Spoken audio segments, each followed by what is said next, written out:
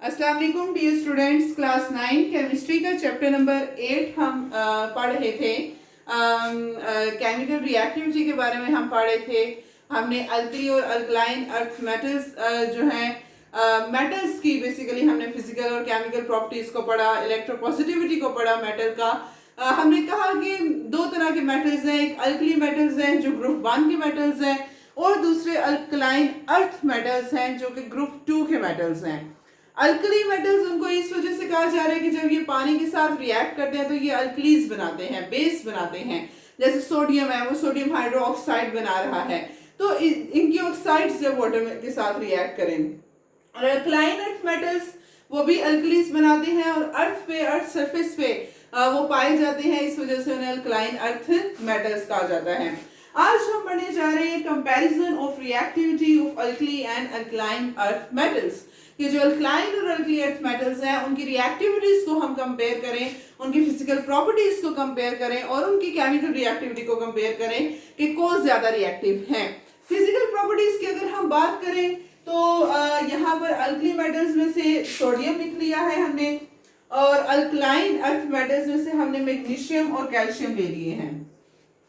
सबसे पहले इनकी फिजिकल प्रॉपर्टीज की बात करते हैं। अपीयरेंस की बात करें, अपीयरेंस में जैसे हमें पता है कि जो अल्कली सोडियम है ये सिल्वरी वाइट होता है, सिल्वरी वाइट है और उसके अलावा इसका मेटालिक लस्टर भी होता है, इसमें बहुत ज्यादा चमकता है, सिल्वरी वाइट है, मेटालिक लस्टर है और इजीली जो है सॉफ्ट होता है। हम इसको नाइफ के साथ काट सकते हैं पीसेस में सोडियम मेटल को, तो रिएक्टिव है, बहुत ज्यादा रिएक्टिव है।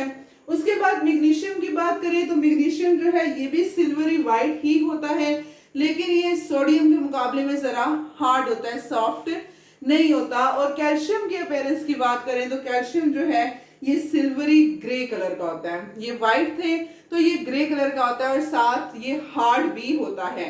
मतलब अल्कलाइन अर्थ मेटल्स जो है ये as compare to alkali metal hard है, वो सॉफ्ट है अल्कली मेटल और अल्कलाइन अर्थ मेटल क्या है, हार्ड। नेक्स्ट हम एटॉमिक साइज की बात करें और आयनिक साइज की बात करें।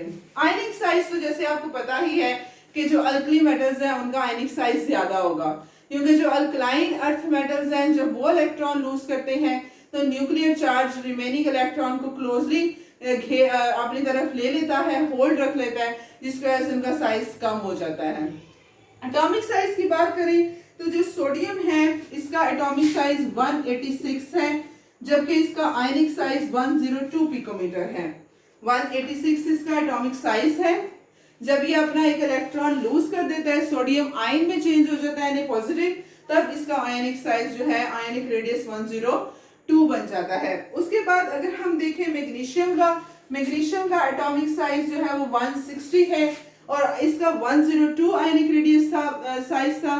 मैग्नीशियम का जाहिर है कम होगा क्योंकि इसके ऊपर +2 चार्ज होता है, तो मैग्नीशियम का 72 पिकोमीटर ऑलमोस्ट इसका आयनिक साइज होता है, जबकि एटॉमिक साइज इसका 160 है। उसके बाद हम बात करें कैल्शियम की, तो कैल्शियम का जो एटॉमिक साइज है दैट इज 197 पिकोमीटर और ionic size as compare to calcium magnesium जरा ज्यादा होता है, वो है 99 पिकोमीटर। क्यों? क्योंकि कैल्शियम का अगर हम एटॉमिक नंबर देखें तो कैल्शियम का 20 है, मैग्नीशियम का 12 है, तो इस वजह से जरा उसका आयनिक साइज भी बड़ा है और एटॉमिक साइज भी बड़ा है एज कंपेयर टू मैग्नीशियम। है दोनों एक ही ग्रुप में, लेकिन मैग्नीशियम जो है इसका एटॉमिक नंबर 12 है, कैल्शियम का एटॉमिक नंबर 20 है। तो शेल्स की जरा बात आ जाती है कि उसमें एक शेल ज्यादा हो जाता है, इस वजह से उसका जरा एटॉमिक साइज और आयनिक साइज इससे बड़ा होता है। डेंसिटी की बात करें तो सोडियम जो है ये वाटर से लेस डेंस होता है और इस वजह से ये वाटर के ऊपर फ्लोट करता है।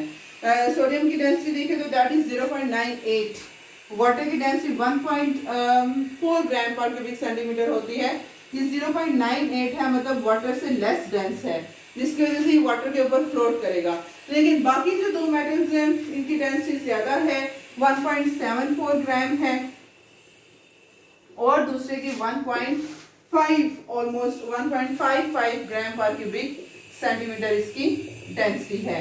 तो उनकी डेंसिटी ज्यादा है, वो वाटर के ऊपर फ्लोट नहीं करते, जबकि जो सोडियम है ये वाटर के ऊपर इजीली फ्लोट कर सकता है। उसके बाद मेलेबिलिटी की बात करेंगे, ये मेलेबल है या नहीं है। मेटल्स हैं, इस वजह से ये मेलेबल और डक्टाइल होते हैं। सोडियम जो है ये ज्यादा मेलेबल और डक्टाइल है क्योंकि ये सॉफ्ट होता है। कैल्शियम और मैग्नीशियम भी बहुत ज्यादा मेलेबल एंड डक्टाइल हैं, ये वेरी मेलेबल एंड डक्टाइल है, और ये मेलेबल एंड डक्टाइल हैं।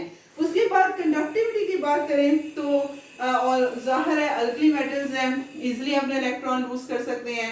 अल्कलाइन अर्थ मेटल्स भी इजिली अपने इलेक्ट्रॉन लूज कर रहे हैं, तो इस वजह से ये good conductor of heat and electricity हैं, ये इजीली इनसे इलेक्ट्रिसिटी पास कर देते हैं। मेल्टिंग पॉइंट की बात करें, सोडियम का मेल्टिंग पॉइंट जो है 97 डिग्री है, 97 डिग्री सेल्सियस कम है, कम मेल्ट हो जाता है उसकी, क्योंकि सॉफ्ट भी होता है इस वजह से।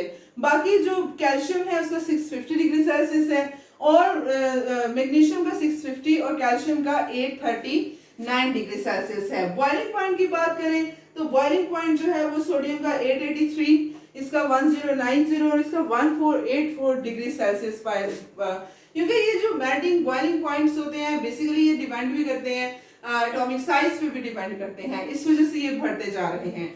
उसके बाद एट द एंड अगर हम फ्लेम लिनियर देखें कि ये क्या फ्लेम देते हैं, अगर हम इनको ऑक्सीजन के साथ जब हम इनको जलाएं तो ये किस तरह का फ्लेम हमें मिलेगा, जो है वो शोला किस तरह का होगा, उसका कलर क्या होगा। तो सोडियम का अगर हम देखें तो सोडियम को जब हम जलाते हैं इस मेटल को रख के तो ये गोल्डन येलो फ्लेम हमें देगा, गोल्डन येलो फ्लेम देगा। और बाकी मैग्नीशियम का देखें तो मैग्नीशियम हमें जो है वो ब्रिलियंट व्हाइट फ्लेम, जब हम इसको जलाते हैं तो ब्रिलियंट व्हाइट फ्लेम हमें मिलता है, और कैल्शियम को जो है वो ब्रिक रेड फ्लेम मिलता है। मतलब ये कि जब हम आग जला रहे हैं उसके ऊपर हमने एक लूप के ऊपर रखा हुआ है, तो सोडियम को हम लूप के ऊपर रखें, उसको उस आग पे करेंगे तो वो फ्लेम हमारे पास गोल्डन येलो होना शुरू हो जाएगा। इसी तरह से मैग्नीशियम को रखेंगे तो ये व्हाइट होना शुरू हो जाएगा, कैल्शियम को रखेंगे तो कैल्शियम जो है ये ब्रिक रेड होना शुरू हो जाएगा। ये तो थी इनकी physical appearance, physical properties. Chemical properties की अगर हम बात करें तो केमिकल प्रॉपर्टीज में जो आपको पता है कि अल्कली मेटल्स जो हैं इनका साइज जो है वो स्मॉल है, इनमें जो अल्कलाइन मेटल्स हैं उनका साइज स्मॉल है क्योंकि न्यूक्लियर चार्ज उनमें ज्यादा होता है। अब अल्कली मेटल्स की इलेक्ट्रॉनिक कॉन्फ़िगरेशन देखें, outermost shell electronic configuration तो वो है NS1 अल्कली मेटल्स की, आउटर मोस्ट शेल में 1 इलेक्ट्रॉन है। अल्कलाइन अर्थ मेटल्स की हम देखें जो है वो इलेक्ट्रॉनिक कॉन्फ़िगरेशन तो उनमें उनकी इलेक्ट्रॉनिक कॉन्फ़िगरेशन NS2 है, उनके आउटर मोस्ट शेल में 2 इलेक्ट्रॉन हैं, और इनका न्यूक्लियर चार्ज भी ज्यादा होता है अल्कलाइन अर्थ मेटल्स का। तो इस वजह से जो अल्कली मेटल्स हैं वो अल्कलाइन अर्थ मेटल से ज्यादा रिएक्टिव होते हैं। क्यों? क्योंकि उनकी NS1 इलेक्ट्रॉनिक कॉन्फ़िगरेशन है, उनके आउटर मोस्ट शेल में 1 इलेक्ट्रॉन पाया जा रहा है जिसको हम इजीली रिमूव कर सकते हैं। ये इलेक्ट्रॉन एक इलेक्ट्रॉन है तो एक इलेक्ट्रॉन को इजीली हम रिमूव करवा सकते हैं। दूसरे जो अल्कलाइन अर्थ मेटल्स हैं इनका साइज NS2 इलेक्ट्रॉनिक कॉन्फ़िगरेशन है, इनका न्यूक्लियर चार्ज भी ज्यादा है। वो न्यूक्लियर चार्ज अगर एक इलेक्ट्रॉन को रिमूव करवा रहे हैं वो तो रिमूव हो जाएगा, जो बाकी एक इलेक्ट्रॉन बचा है फिर उसके लिए न्यूक्लियर चार्ज फर्दर उसको अपनी तरफ और तेजी से अट्रैक्ट कर देगा कि अब ये रिमूव ना हो। तो फिर इस वजह से जो अल्कलाइन अर्थ मेटल्स हैं they are less reactive than alkali metals. क्यों? क्योंकि अल्कली मेटल्स के आउटर मोस्ट शेल में एक इलेक्ट्रॉन है। वैलेंस शेल इलेक्ट्रॉनिक कॉन्फ़िगरेशन देखें तो उनमें एक इलेक्ट्रॉन है जो इजीली वो गिवन आउट कर देते हैं, इस वजह से वो ज्यादा रिएक्टिव है। उसके मुकाबले में अल्कलाइन अर्थ मेटल्स के आउटर मोस्ट शेल में 2 इलेक्ट्रॉन्स हैं तो वो उनको रिमूव करते हुए टाइम लगेगा, इस वजह से alkali metals alkaline earth metal से रिएक्टिव होते हैं। तो ये थी हमारी केमिकल रिएक्टिविटी का कंपैरिजन और फिजिकल प्रॉपर्टीज का कंपैरिजन हमने देखा। कल इंशाल्लाह हम नेक्स्ट इनकी रिएक्शंस पढ़ेंगे विद डिफरेंट एजेंट्स के कौन कौन से किस तरह से अल्कली और अल्कलाइन अर्थ मेटल्स रिएक्ट करते हैं और क्या क्या चीज प्रोड्यूस करते हैं। आज के लिए इतना ही। अस्सलाम वालेकुम, अल्लाह हाफिज।